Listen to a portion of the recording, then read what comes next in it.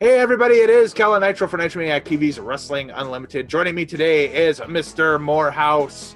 How are you today, Mr. Moorhouse? Hello. Hi. How are you? I am fine. Let's talk about things. Did I hit is there a virtual answering machine that I hit here, or what's going on? I can only pay by the word. Okay, so if I keep talking to you, then his phone bill is going to go through the roof. All right, so that's great. So, all right, Sarcasm aside, though, I I was am going to doing say, fine. I am doing fantastic. It's spring 2021. Every day we're getting closer to the end of and getting back to a new reality. that's right. So, a concept that I've developed here over the past few months is the Desert Island series. So, this is episode 2 of said series, as I'm getting all my contributors and some of my close friends and acquaintances to weigh in here on Nitromaniac TV's Wrestling Unlimited on their picks for what they would take with them on a desert island. And again, let's run down the guidelines quickly before we discuss Morehouse's choices. So flip it back and reverse it to episode 1, where I sat down with Mr. TL and we developed this. Basically, any closed circuit or any pay-per-view that had a home video release can qualify, which even includes today's pay-per-views. If you wanted to, for example, take Fastlane 2021 with you, yes, I'll allow it because it's going to eventually be on DVD, even though it's not released. Go for it. And second, no compilations whatsoever. These have to be live shows. If it was even live to tape, if it was even like a pay-per-view or a closed circuit, that's great. If we're talking a personality profile, you're gone. If we're talking a documentary, sorry, wrong list. And that's basically it. So again, it's 5 that exist on DVD or will exist on DVD that you can take with you, because again, the desert island, no internet out there, so kind of have to take your stuff with you. You can take all the gadgets with you. There's a nice big house, it's just not wired with Wi-Fi yet, so See, you're making this hard because I can't narrow it down to 5. really, wow, okay. So But I think I'll do my best, and that's all we can ask.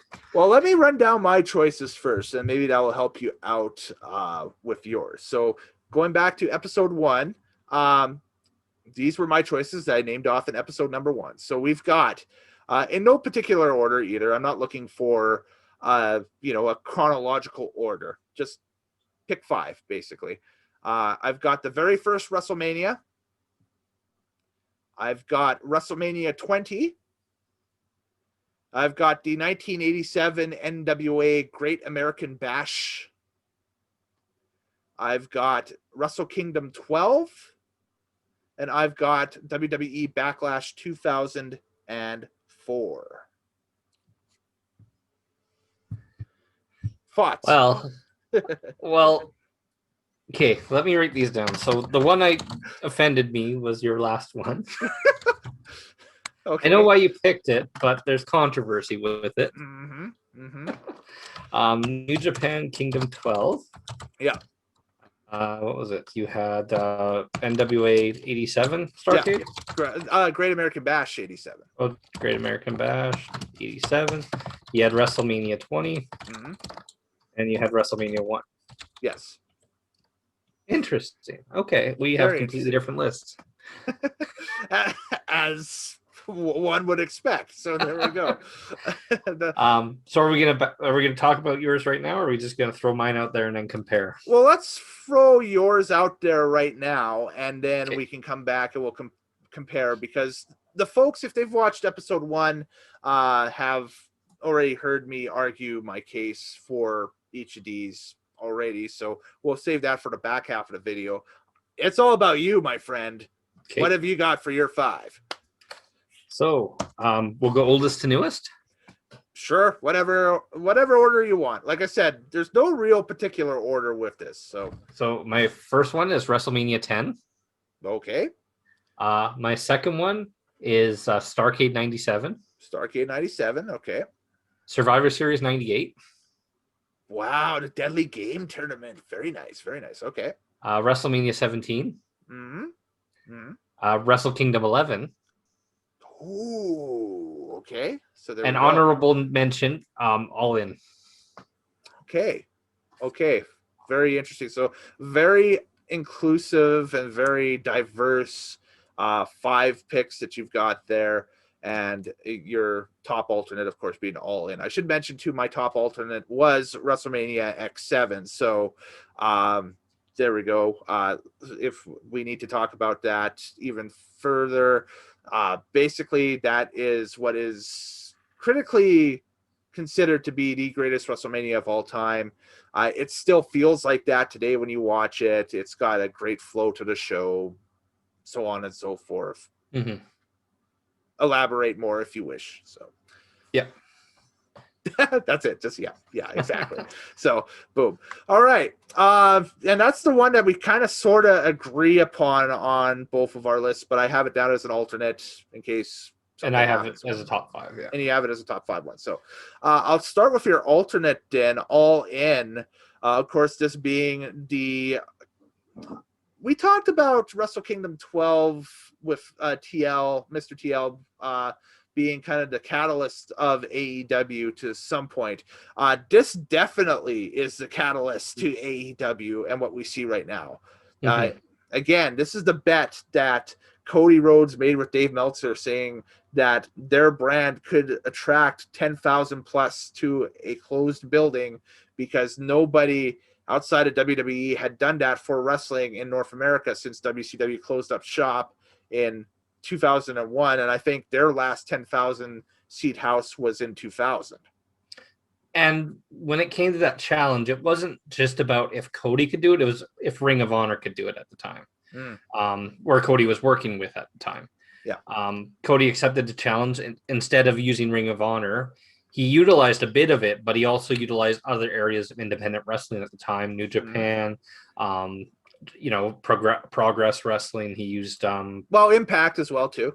Impact, and then the California guys, PWG. PWG, yeah. And I mean, like, you can just look at it and run down the card from front to back. Your opener, MJF versus M-Dog 20 Matt Cross, who is just hot off of Lucha Underground TV. Yep. So people know him. You had the 4-way with the women with Madison Rayne, Tessa Blanchard, Chelsea Green, and Britt Baker. Britt Baker, yes, there we go. And all 4 of them at the time represented basically independent wrestling, with Chelsea Green and Tessa Blanchard being the Impact girls at that point. Yeah. Britt Baker being a really pure independent wrestler at that point. Yep. And Madison Rayne kind of coming back into Ring of Honor slowly, but she had just was off of WWE TV at that time too, and jumping back into Impact. This was her last run before retirement. So that's good. The only things I really didn't like about All In hindsight now, is the involvement of he who shall not be named, i.e. Joey Ryan. But he wasn't in a match. He was just part of an angle. And the only way you would know part of that angle is if you watched Being the Elite at the time. Exactly. And the match prior to his involvement in the pay-per-view, Hangman Page versus Joey Janela, is a banger. That is just, that's what you want to see a street fight be. That was great. Fantastic stuff. Another controversial figure, Marty Scurll, involved with Kazuchika Okada. That match goes over time a little bit. Marty got in trouble for that one. Yeah. And then the main event, of course, the 6-man free-for-all. That is, we should also mention, too, the first time meeting between Kenny Omega and Pentagon at that point. Yep, Penta Zero Miracle. So you had Flip Gordon and Jay Lethal go at it for the ROH title. Yep. You had the NWA World Title match. Oh, which I think that did so much to cement that relaunch for the NWA. That and the launch of Power. Yeah. Nick Aldis walking in and dropping the belt to Cody, and then just a few weeks later at the NWA 70th anniversary, you had Cody Cody returns it, dropping the belt to Nick Aldis, returns the Yeah. favor. So yeah, that was great stuff. Yeah, it's still a solid watch to this day. Obviously, for you had SCU taking on Stephen Amell for your celebrity match. Yeah, Chris Daniels and Stephen Amell. Yeah. And then you had the main event with the Golden Elite taking on AAA. That was what Bandito, Rey Mysterio. Bandito, Fenix, and Rey Mysterio. Oh, Phoenix was in there. Yeah. So there we go. And Rey Mysterio at the time was employed by WB. Yes, that's right. This was like his last real independent booking. Yeah, I think he was fulfilling his independent obligations before coming in. So he still had this, and then he had Jericho's Cruise. Those were his last independent dates. That's a great, awesome alternate that by the way didn't make their main list, but it's an alternate. So there we go. Yeah. All right. So now to chop up your main list a little bit more, WrestleMania 10. Yes. Talk to me about it. Well, it has probably one of my top 10 matches of all time, which is Brett and Owen. Mm-hmm. Fantastic match, tons of reversals. They had great chemistry. Mm-hmm. Owen is a perfect opponent for Brett to work with. So you had an all-star match there. You had, also you had the ladder match, the famous ladder match with Shawn Michaels and Razor Ramon. Mm-hmm. Ladder matches have been done before in Stampede Wrestling. I think it was also trialed in WB or F at the time, just before this event with Brett and Shawn. Mm. And then it became its own thing. Like, this was the first mainstream ladder match, and we've had hundreds of them now. Yeah. Oh yeah. It's just a common special gimmick there. You have Randy Savage and Crush in a last man standing type thing. We'll say type thing. Yeah. Weird. It had its share of gimmickry for the mid 90s as well. There's a 8-man tag that never happens. Yep. Advertised. Men on a Mission and the Quebecers, which I'm a big fan of the Mounties, so I'm all down for that. There we go. Yeah. Exactly. And then you had the Luger Yokozuna match and the Yokozuna Bret Hart match. Which, of course, the famous lore, Luger was supposed to win the title in the first match, but had blabbed to outside journalists and that stuff the week before, the night before. I didn't know that. Yeah. So there we go. So they were going to have Yoko drop it to Lex and Lex drop it to Brett? I think that's what they were looking at, or they were going to do something along the lines where but Lex was going to hold it at some point during that show. So okay.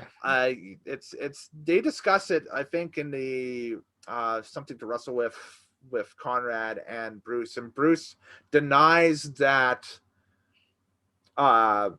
this was always that the plan that we've seen was always the plan going forward, but there are so many contradicting people that say no, something had happened, and that they had talked to people that were in the inner circle of WWF at the time, and they said, well, no, we were going to give Luger the title at this point because this was going to be a payoff for all of the stuff from 93 and into 94 and that stuff. So obviously plans change, pal, and boom, we got Brett walking out with the belt at the end of the day.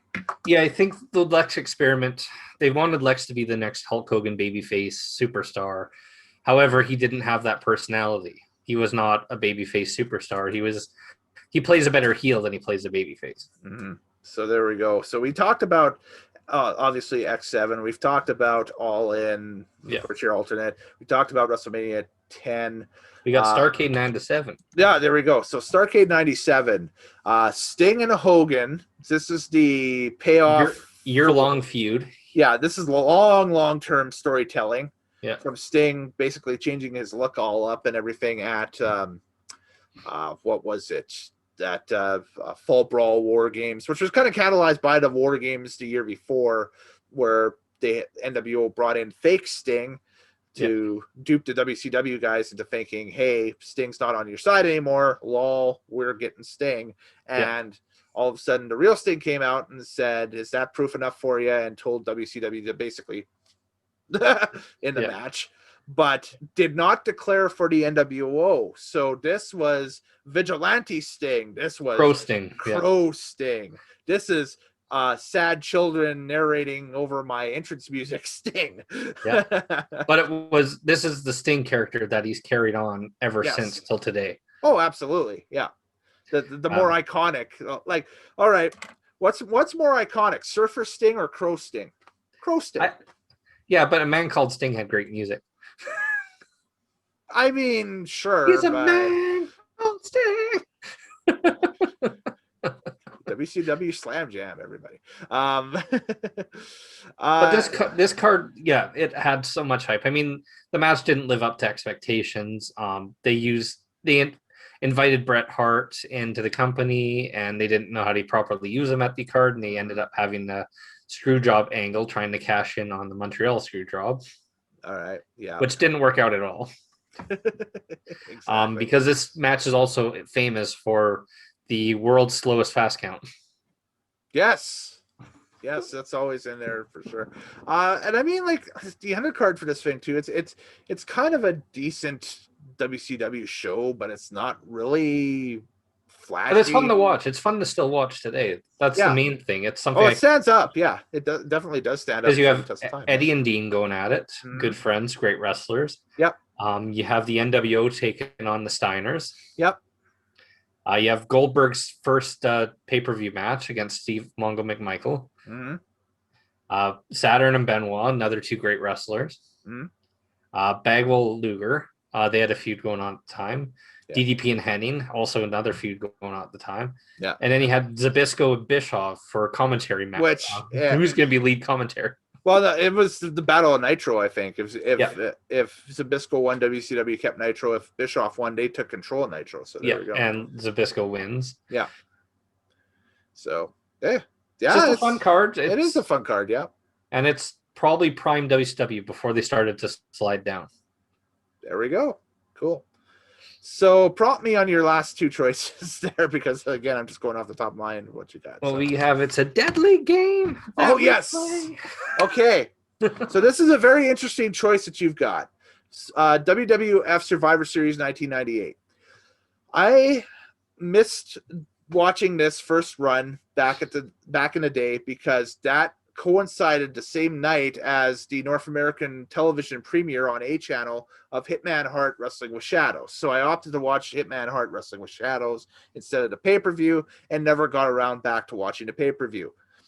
That continued well into the WWE Network era. So the first time that I got a chance to sit down and watch this pay-per-view was maybe, I don't know, 3-4 years ago, something like that. Right when we got the network up here in Canada, coming full circle again with the end of the network in the States, but us up here in Canada, we still get a even more watered down version of the network, I guess, something like that. It's no worse than Peacock from what I heard. Yeah, that's what I heard too. We don't have the Roddy Piper versus Bad News Brown match from WrestleMania 6 though, so that's not on my list. No, pour one out. I know. So the Deadly Game tournament, yes, it was a 16-man tournament because they brought 16-man.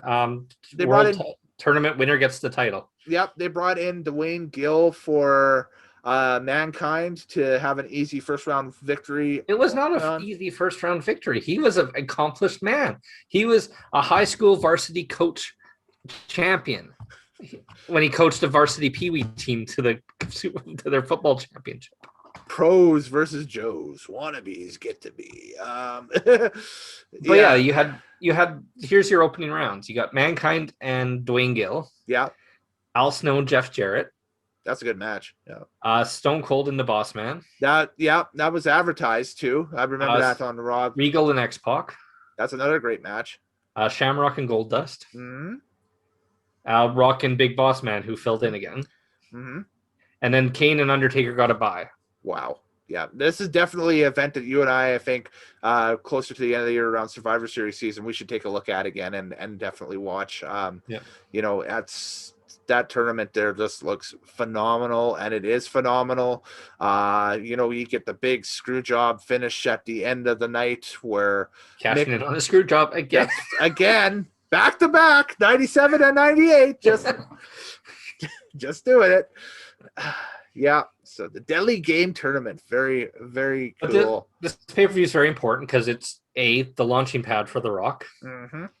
B, the launching pad for a great feud between The Rock and Mankind that lasted almost 6 months. Oh God, yes, absolutely. You get then also the launching pad of the second half of the Stone Cold McMahon feud. Yes. Stone Cold McMahon 2, Electric Boogaloo. Yeah. Yes. So definitely, yeah, for sure. That's one of the best hidden secrets for me throughout the years. Like I said, because I didn't watch it live when it came out, I didn't buy the tape or anything when it was offered or whatever. I remember seeing it on sale, I just never picked it up. Yeah. But yeah, so there we go. And why did I get it? Because there's a ton of matches. Yeah. Oh God, yeah. You get quality for sure on that one, and I imagine there's some other matches too for like the tag titles and. Yeah, you have Sable and Jacqueline, the end of their feud. Okay. Yep. The women's title. Yep. You have the Outlaws and D'Lo, Mark, and the Headbangers. Yep. Okay. And even looking at the dark matches here, I wish they were released because they're pretty interesting too. You got Too Much versus Hardy Boys. Yep. Job Squad, Bob Holly and Scorpio versus the Legion of Doom. Wow. Okay. Tiger Alley and Venus. Okay. And Gangrel versus Blackman, which didn't make the cut. Yeah, and that's the infamous, as we learned from Dark Side of the Ring, that was the first time that they had Owen Hart as the Blue Blazer kind of rappelled down from the roof of the building to interfere in that match, but he ended up getting stuck about 2 feet above the floor or something like that. And this was the infamous Pinata episode where Blackman sees this because Owen and Blackman were feuding at the time, grabs the kendo stick, and it starts whacking. So there we go. Yeah, for some reason they threw an Owen Hart in all the MMA guys and martial art guys matches. Owen could go, but the thing is that to straddle that stupid blazer gimmick on him again is, I don't know. That's Russo for you, but that's well, or it could be our friend over at Something to Wrestle With too. It could have been Pritchard too, but because he has some bad ideas. Yeah, he does. as we can see on current Raw. Oh. No comment with that, but yeah, absolutely. Okay, and prompt me again on your last choice. Going on. Well, we got 17, but you said we've talked about 17. Well, I mean, we could, talk endlessly about 17, but it's going to be the same thing over and over again. There's nothing. It's the greatest. It's the greatest. You had, pretty much anyone who wasn't committed to a Turner contract in the company. Yeah, that's it. So, yeah, it was the greatest showcase of wrestling for that era. Oh, and they had all the ECW guys too, because they just closed up too. All the decent ones, yeah, exactly. Well, with the exception of Van Dam and Dreamer, they show up a little later on, but they have like Rhino, they have Raven, they have the Dudleys. Yep. Taz, Tajiri. Yeah. So there we go. And your final choice again was? The final choice was the one that finally got me into out of the WWE world and into a new world. Right. And that new world is considered New Japan Pro Wrestling. Wrestle Kingdom 11. So I downloaded this pay-per-view, without knowing anything about New Japan. I'm like, Wrestle Kingdom, sure, I'll check it out. Mm-hmm. And I was hooked. That one is Omega Okada 1. Is that correct? Omega, so Omega and Okada 1, and then Naito and Tanahashi. Tanahashi, yeah. I recently picked up this show on DVD, ironically, at WrestleCon a couple of years ago in New York when WrestlingStore.co.uk was hyping that they had signed a deal with New Japan Pro Wrestling to start distributing DVDs of their Access TV show, basically through the internet or in person at the show and that stuff. And so they had Wrestle Kingdom 9, 10, and 11 available on DVD, which I picked up. I was kind of kicking myself because a month later they had dropped Wrestle Kingdom 12. I still haven't picked up a DVD copy of that, and that's the one that I really want. That's the one that for Jericho and Omega. I stayed up late to watch one night. And I mentioned about that and talked about that in episode 1 of this series. So, yeah, it was that was such a great card. Yeah, if you look at the card here, I'll go through it from bottom to top. So you Sure. had the Goofy Rumble, Which they've taken that thing away in recent years, and I think it came back a little bit this year, and hopefully it remains and returns on the Wrestle Kingdom card. It was a fun. That's always fun. Yeah. Yeah, it was fun. So Elgin beat Cheeseburger in that. Yes. Then we had a Tiger Mask anime match, which actually was portrayed by Kota Ibushi and ACH. Yeah. So good stuff there. You had Tiger Mask versus Tiger Mask W, I believe. Yeah. So Yeah. that's something for the kids. So yeah, but they still put on like a fun match. Mm-hmm. Yeah. You had Roppongi Vice and the Young Bucks going at it. That's where the DVD copy for myself starts. That's where the Access TV stuff starts. Is that junior tag match? Yeah. So, yeah. Yeah. So you Beretta as one of the probably the most underrated wrestlers in the world right now. Mm-hmm. And then the Young Bucks are the Young Bucks. You can't dismiss the Young Bucks. Yeah. Then you had the Never Open 6-man gauntlet, which was fun. You had Los Ingobernables, Taguchi Japan, Bullet Club, and Chaos going at it. Yep. Cody versus Juice. Cody's New Japan debut, yes. Yep. Wait a minute. Isn't this match happening at TakeOver? You had Adam Cole and Kyle O'Reilly. Wait a minute. I think Wait you're a right. minute. This Wait has been a done. minute. This has been done. Well, Shinsuke and Styles was done in New Japan, and look what they did to that. Oh God! Look what they did to that. Oh, no, we're getting a bad Cole O'Reilly match.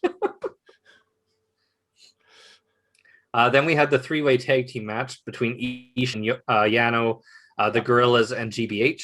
Mm-hmm. Takahashi and Kushida, which was a fantastic junior heavyweight match. Right. Goto and Shibata, which is kind of sad because this is actually one of Shibata's last matches. But it's a great match. That one's fun. Yeah. And then you got Naito and Tanahashi. Naito had a gimmick where he was disrespecting New Japan. Mm-hmm. And he continued his disrespect. Yeah. And then the Cleaner gets his first major push against Okada. There we go. So that's it. Yeah, no, I love this card from front to back. I thought it was great, and it's still a definite watch every year for Wrestle Kingdom when Wrestle Kingdom time comes around at the beginning part of January. Now that I got these DVDs and access to New Japan World and you name it, it's always a chance to sit back and watch it. So, anyways, now we reached the point of the program where Moorhouse can hammer back on my choices a little bit. This will be kind of the format that I'm going to use for this series going forward here. I will let the guests name off their choices, and we can discuss them during the front half of the show because that's what you guys want to see. If you guys are sticking around for this bit, you get to see Moorhouse just hammer my my wrestling tastes, I guess, and I'll try my best to hammer back. So go ahead. Well, I wrote them down not in chronological order, so I'll just do it. Don't worry about it. Yeah, I ran them down. I'm going to pull this down for a second because this is my one issue that I have with this card.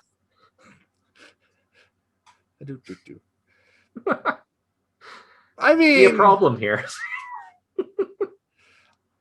As I said earlier, I understand why you picked it. I understand why you picked it because this was an event that was local to us. I went to it. First time ever. Might be the only time ever. Mm-hmm. And at the time, it was really hyped. It has one of my favorite matches. One of my top 10 again is on here, which is Cactus Jack and Randy Orton. Which is an incredible contest. Yes. Yeah. But again, it's the fact that the main event and the hero is not so much a hero. Well, if you could separate the performer and the real man, that's, If Wayne Gretzky killed 5 kids, would we still say, well, yeah, but he's a good hockey player? Yeah, we're talking a hockey player here. They're talking about a legit sport. With wrestling, we get goofy, fine. We get the goofy leeway in the middle with the character. Fine. If we want to talk goofy sport, that guy who's really good at MXC, the little goofy game. Oh, he's really good at it, but he killed 5 kids. It doesn't work. It just doesn't work. I've, like I said, with TL, I could with the Benoit mentions, and again with WrestleMania 20, I can take it or leave it because I feel that there's enough on those cards that I can Okay, gloss over let's it. go down Backlash 04. Sure, We got go for it. Benjamin Flair. It's okay. It's a good match. It's not great, The but storyline around it was good. I enjoyed. yeah, that Benjamin was storyline, beating everyone in Evolution at the time. Yeah. That makes sense. Yeah. Your next match is Wrestle Crap. Which is Coachman and Tajiri. Yeah, that's a throwaway. Whatever.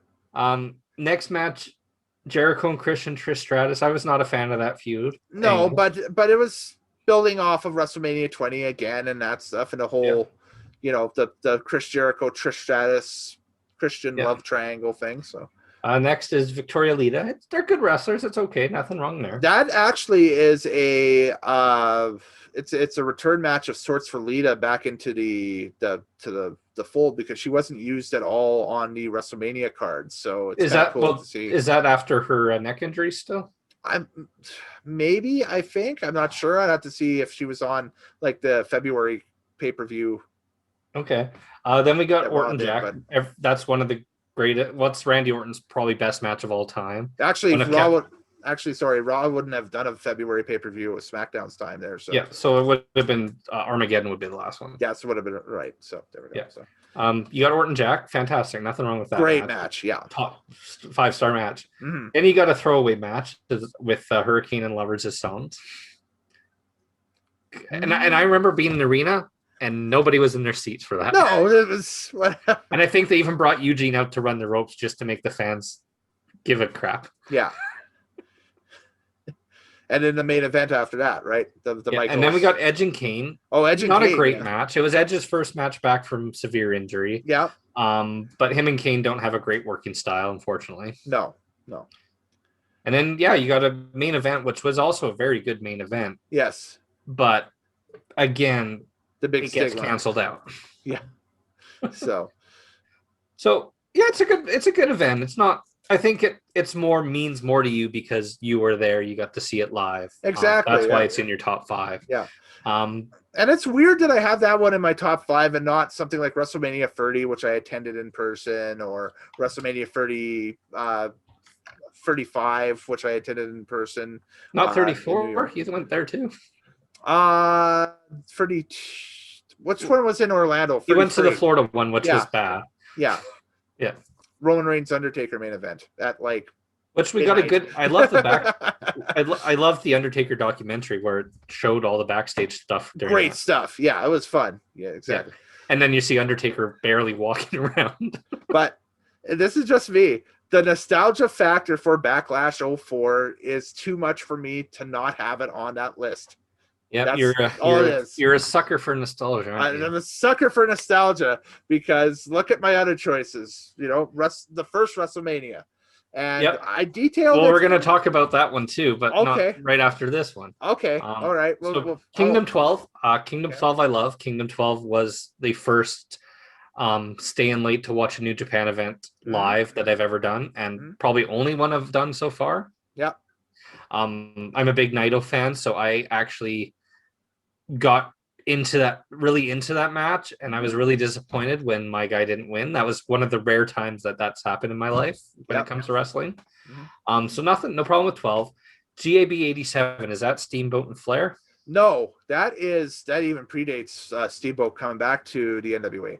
Great American Bash 1987, once again, in case you didn't see episode number 1 for everybody, is the video cassette with the first 2 War Games matches ever in existence. So it's Horsemen versus the Superpowers. So it's Dusty Rhodes, Nikita Koloff, the Road Warriors, and Paul Ellering in a rare in-ring wrestling appearance versus the Horsemen and J.J. Dillon in the first War Games.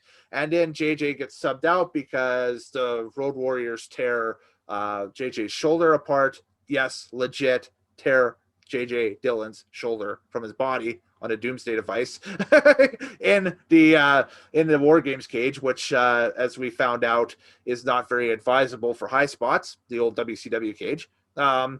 And in the second one, which is on that cassette, Ray Traylor who was Big Bubba Rogers Yep. at the time, is substituted in as the masked war machine, the masked bounty hunter to help eliminate the superpowers. So, and of course, I'm just reviewing this. So this was kind of, it was not a pay-per-view, but it was more a closed circuit house shows. a lot of it is from the July 4th, 1987. It's the whole month of July, pretty much. Yeah, They did 3 but events. it's a highlight video of stuff on there, and I know I was kind of skirting around the compilations rule with this, but this is advertised as basically the July 4th, 1987 card, what you see, with a few extra bonus matches thrown in on there. So you get Tully and Dusty Rhodes in a barbed wire match for the I think it's the U.S. title. No, it's not the U.S. title. It's the TV title at the time. Yeah. Because you got Nikita and Luger for the U.S. title in a cage, and you've got Flair and Jimmy Garvin for the world title in the cage, and that kind of launches their whole what we see between Flair and the Garvins after this. So yeah, you have a death match with Dory Funk Jr. You have Rock and Roll at Midnight and a few cards which here. is their first real big since the Superstars of the Superstation first time meeting. That was their first real big tag team match because it was advertised as title for title. And guess what? Both teams walk out with their titles at the end of the thing. WWE booking in 1987. Oh, come on. Cornette says this is the greatest wrestling ever. I will show Cornette that match and be like, see, you motherfuckers were doing that too at the same time, because look at that. Because they pulled a bait and switch on the audience in that match. I will admit that after watching it a few times, I'm like, yeah, you guys pulled the bait and switch. And after I reviewed it for the channel last year, I saw it again, and the same deal was, yeah, they pulled the bait and switch on it because they said that one team would walk out with both titles because the U.S. tag titles and the world tag titles were on the line. What happens? Double disqualification, match gets thrown out. Everybody keeps their belts. All right, whatever. So someone's mailing the mailbag then. Yeah, that's it. But I haven't seen the show. It looks really interesting. I can't say it's great or not, so I can't criticize you. It's definitely one I have a high interest with because it looks like it starts in the Omni and ends in the Orange Bowl, which is really cool. Yeah, it's like I said, and you get stops from that would be considered kind of more bonus features now on a DVD or something. Yeah, like you have that. Charlotte has a few matches. Yeah, Charlotte has a few matches, you name it. And what I would suggest to you is watch your inbox for a Google Drive invite. This is one I'm definitely interested in. Because you can't get this on the network at all or anything, but no, and well, not even now because the Peacock took all the. They never uploaded this on the network at all. No, and they're getting rid of it too. They're not going to. From what I hear, there might be a chance that new NWA won't be uploaded on the. That's right. Network. Yeah, that a lot of the Crockett stuff and everything will be gone. So yeah, thanks. But hey, at least they got a couple $2 billion for that. But to me, this is the summer of '87. This is before all the BS happens, in around Thanksgiving with Starrcade and Survivor Series and that stuff, and the cable companies and whatever, and Crockett's venture into pay-per-view. So this is a pay-per-view-esque type card, but one of the last kind of exclusive, hey, we're shooting this for television type things, with the exception of both War Games matches were taped and recorded for television, but they never made air because obviously what station would air War Games at that TBS time? TBS did not want to air War Games. So they put this on a video cassette, and man, did they sell a lot of copies of this video cassette. This was like insane. So okay, here's another criticism one for you. Yeah. Again, I'm not going to show it this time, but our friend from Backlash is also on this one as the top star. WrestleMania 20 we're going to now at this point? We're going to WrestleMania 20. It's a fun WrestleMania. Yeah, no, it's fun. Again, I have to disqualify it for the main event. But you could potentially bring it back in because of Eddie Guerrero, Kurt Angle. Well, let's go match by match. Okay, go match by match. Let's see. So we have Cena Big Show, big match for Cena. This is what started, okay, Cena works. We're going to push him. We're going to send him to the moon. Right. This is what put that rocket strip on his back. Mm-hmm. Then we have a random ass tag team match, which doesn't look very good. They did them for both brands just to Yeah. get those titles on the WrestleMania card. They did it for both SmackDown and Raw. So Yeah, so I'm not going to go into them because they just don't look that interesting. Yeah. Jericho Christian. So they had a blow off this to their tag team recently. Yeah. This is the start of their feud, which lasted a few months. This is the start of the Trish heel turn too. Yeah. So, there we go. Yeah, because I think the angle was Jericho and Christian wanted to date Trish and Lita. Yeah. Yeah. And it was whoever could bag who first. Would never fly today. It's a very teenage rom-com storyline. Very American Pie, yes. Yeah. Then you got probably one of Mick Foley's worst matches, unfortunately, Evolution Rock and Sock. He did redeem him at Backlash. Yes. But again, that's more Orton Foley storyline, which was amazing. And they had a good storyline. One of the best storylines going throughout the company. Yeah. And it also gave a funny meme of Ric Flair doing a people's elbow. Yes. I don't know what he was trying to accomplish there. I honestly don't. Then you have a crappy tag team women's match. That was just to sell Playboy magazines. Anyway, carry forward. Yeah. Then we have too many cruiserweight match. Where Ultimate Dragon just kind of falls on his cape on his way out to the ring. He falls on his cape. I'm guessing it's been a while since I've seen it, but if I recall, it's a very spot fest match. Everybody hits their shit, yeah. Yeah. 2 minutes each, hit your shit, get in, get out, get in, get out. Then you have a match that they were hoping would be one of their top main matches, but because of backstage items, both these guys were leaving right after the pay-per-view, and that's Goldberg and Lesnar. Which, yeah, I'm glad they got to make good eventually for WrestleMania. The 33. Or no, it was a Survivor Series in Toronto. Yeah, and even the year before, like a few months before that, the Survivor Series in 2016. Yeah. But so this match is the drizzling. Yeah. This one is terrible. When you know that the fans were gone. Well, the only guy staying in the company is the guy refereeing the match. That's kind of, but. Yeah, the fans knew it, and the fans knew it already, so they didn't care because it leaked. Then you have your random Raw tag team match. Like I said, whatever. Yeah. They did the same with SmackDown, so. Yeah, and then you have Victoria and Molly Holly, both great wrestlers. I don't think they got a lot of time to really show their skills. This was all about the stipulation because it was hair versus title, I think. Or no, hair versus title. Molly shaves her head. No, it was hair versus hair. No, was it hair versus hair? I think it was hair versus hair. I think loser got their head shaved anyway. And then Molly took one for the team. Yeah. And this was to establish Molly as kind of more of a badass heel, kind of working with her technical side and that stuff after this, because she kind of has that run after where she's just a real nasty heel on Raw at the time. So so this was great. This was actually rewatching this. If you take away King's commentary, in fact, you can watch this match with like the Spanish commentary on or something like that. It's a great match. Yeah, Jerry Lawler. This match today would fit with the women's division today. Yes. Just without Jerry Lawler's obvious brass commentary. Yeah. And JR's trying to call it straight, but Jerry is just uncontrollable during this thing. Oh yeah, he's like puppies. Yeah. Then we got a really good match. I give it a 4 out of 5. Eddie and Kurt. Yes. Leads to one of my favorite escapes with Eddie's boot. Yes. Lie, cheat, and steal.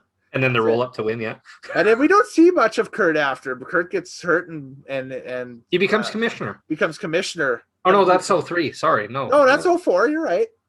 No, that was 03. He became commissioner, or was it 04? It was 04. Yeah. Okay. Yeah, he was SmackDown because he was hurt last WrestleMania too. Yeah. Yeah, you're right. Then we got the returning Undertaker Kane. Not a great match, but I think for the mystique of Undertaker, it's the coming spectacle back, in that one, because it was at the time just the pop and the importance of Undertaker finally jumping back into the dead man gimmick. Yeah. He's dropped a biker. He's become supernatural at this point. Because the fans didn't care for the biker angle at the time, and we were just happy to have the dead man back. Mm-hmm. Looking at even last year, we're like, oh, he's the biker again! Yay! Yeah, because again, we're kings of nostalgia. There we go.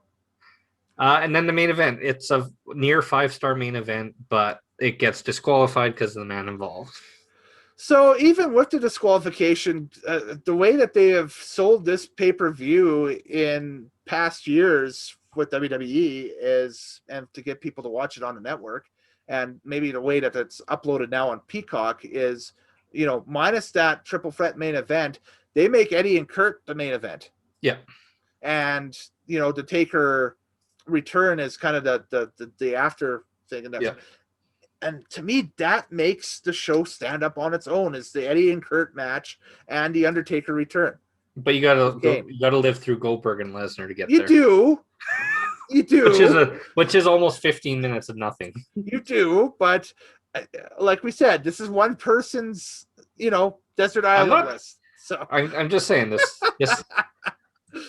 before the problems with our hero in this card, I probably would have put this in my top 25. Yes. I can call you out on WrestleMania 10 because again, they had an 8-man tag that never happened. So yeah, but was that the moneymaker of? No, of course not. But like, I really wanted to see that Jeff Jarrett tag team match. Yeah.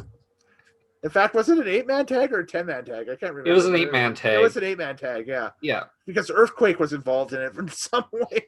No, Earthquake had a squash match against Adam Bomb. He did too. Yes, that's right. Yeah. Yeah. The 90s. The 90s. Okay, and then again, nostalgia for your last choice here. I understand the importance of it. Without this event, none of these events would be happening. Yes. And that's the truth. Like, as boring as this event is, it is nostalgia and it is the first. Yeah.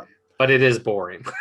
If you get the right cut of it, like the version that I was telling TL about, and the version I'll talk about now, is the cut from the 1997 VHS box set, the very first one, the one with the black and gold writing on it. That's a cut straight from the closed circuit broadcast. Mm-hmm. And so that has all your original music, that has all of your original sound. Nothing's been edited in it. It's the original language, you name it. I just recently watched it again here over this past week, and it still to me stands out as that's to me. I love the build between Piper and Hogan and the Rock and Wrestling Connection stuff. I love Cyndi Lauper's involvement with Moolah and Leilani Kai and Wendy Richter getting herself involved in that. I think that's great. I think even that type of build would definitely stand today. I mean, heck, we're seeing it now with Bad Bunny and Miz.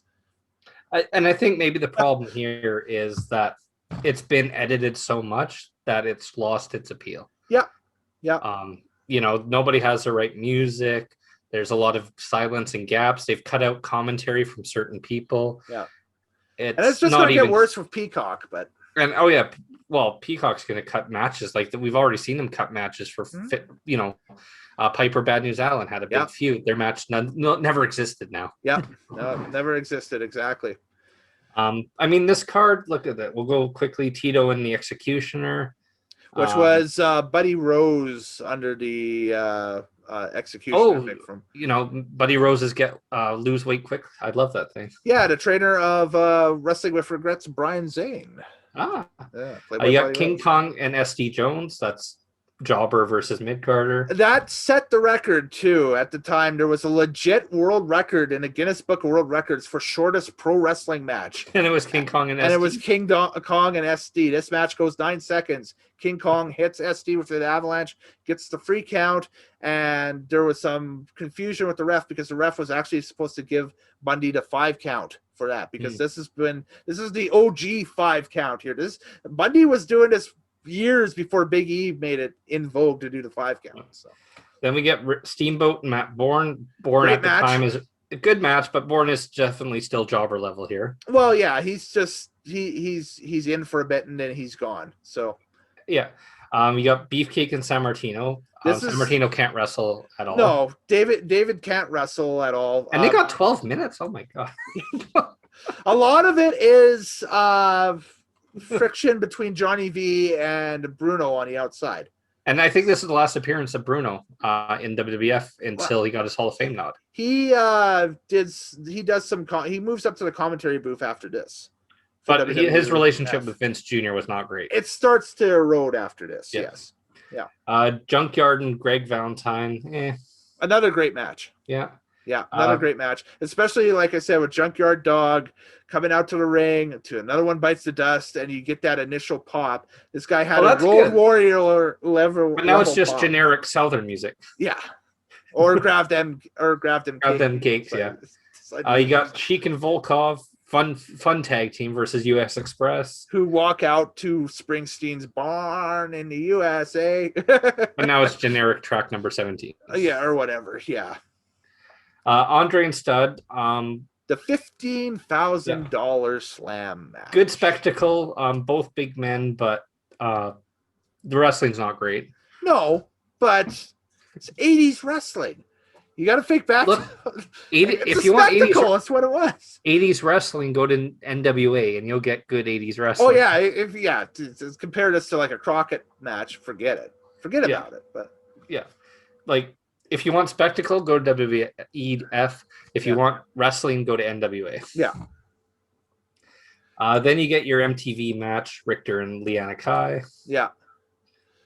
With Moolah and Lauper. So that was all from MTV. And then as well, you get Hogan T, Orndorff Piper with Snuka and Orton. And again, the pops for, Richter and Lauper, if you get your chance to watch an original copy of the cut, do it. And again, the pops again for Hogan and Mr. T, who walk out to Eye of the Tiger by Survivor. Again, great stuff. I mean, now they walk out to Real American. It's Real American now, yes. Exactly. About the only original piece of music that still stands off of this, if you watch this on the network or whatever, is the bagpipe band playing Rowdy Piper, and Mr. Wonderful and Ace Orton out to the ring. Yeah. But Piper, again, looking like the biggest badass that ever lived at this point, because man, this is the hottest he was as a heel, and nobody could touch him as a bad guy at this point. It was the hottest bad guy in the business. So so quality meh, but nostalgia, you like I said, you can't talk about anything else.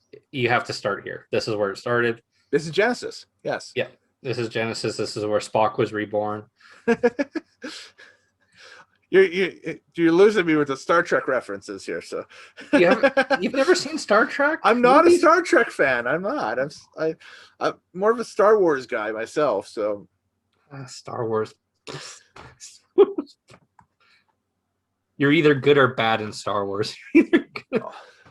That's what I heard about Star Trek. Is there's a lot of shades of gray in that show. So there's tons of shades of gray. Yeah, tons of shades of gray. So yeah, Star Wars. You're either like Star Wars. I compared to church, but we won't go there. There we go. So exactly. So, and again, the one thing that we do have in common is I have WrestleMania X7 listed again as an alternate, and you have WrestleMania X7 again listed as a top fiver. So there you go. So it's your number 6, it's my number 4, so they're pretty close. So there we go. Exactly. So boom. So anyways, this was fun. This is a great concept that I fought on asking a lot of the contributors and again friends and that stuff of the channel. We'll continue doing this. This will be an ongoing thing throughout the year here on Nitro Maniac TV's Wrestling Unlimited. And yeah, it's going to be a great time for sure. So again, thank you very much, Moorhouse. How can people follow you? Well, I've just rejoined Twitter actually. Mm-hmm. So you can find me at my Twitter handle, @HouseCanada. You're also on Twitch. I'm on Twitch, not as much lately because I need a new GPU. Okay. And right now, if you were aware of the computer world, graphics cards are nearly impossible to find. Yeah, you can't get a graphics card anywhere. You can't get a sound card anywhere. You can't get a freaking PS5 anywhere. That's not even, But if you're an Xbox person, you're okay. You can get your stuff for whatever reason. Well, I still got my PS4, so that will keep me for a little bit. I still got my PS4 as well, too. That's it. Just wait. I'm just waiting for that Mass Effect remastered to come out, man, in May. Unless it gets postponed because they can't find discs or something. Yeah. Or they renege on the ending for free again and decide to completely redesign it or whatever. Yeah. So I don't know. Pick a cupcake. What color cupcake are you anyway?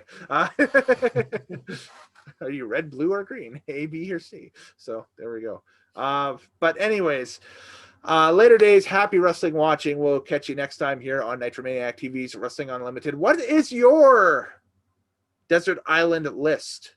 Remember the rules, or the guidelines, I should say. Any pay-per-view or closed circuit event is cool, and it can't be a compilation of like a personality profile or a documentary or something. That's a completely different list. We're just taking a look at pay-per-views, closed circuit, stuff along those lines. So anyways, we'll catch you next time here on Nitromaniac TV's Wrestling Unlimited. Take care.